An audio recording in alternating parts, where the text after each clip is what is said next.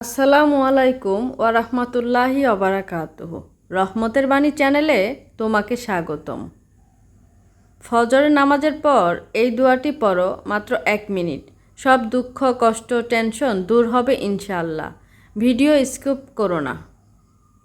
দোয়ার মর্যাদা। ফজরের পর সময়টা রহমতের সময়।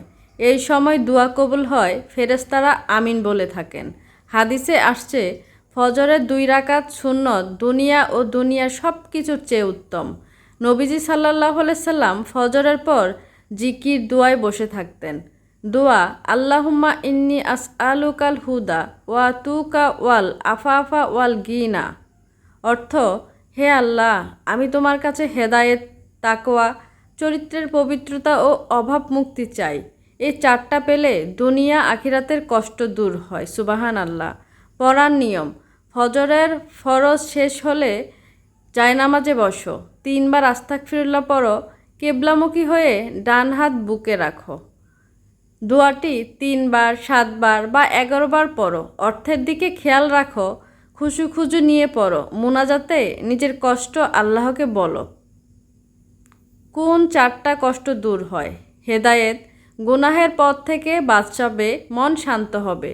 তাকওয়া, আল্লাহর ভয় আসবে, হারাম ছেড়ে দিবে। চরিত্রের পবিত্রতা, ইজ্জত, সম্মান, হেফাজত হবে।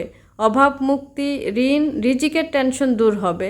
কষ্ট দূর করার মালিক একমাত্র আল্লাহ তাআলা। শরিয়াত ও সতর্কতা। এটা মুসলিম শরীফের সহিহ হাদিসের দোয়া। নবীজি সাল্লাল্লাহু আলাইহি সাল্লাম পড়তেন। ফজরের পর পড়া উত্তম, অন্য সময়ে পড়া যায়।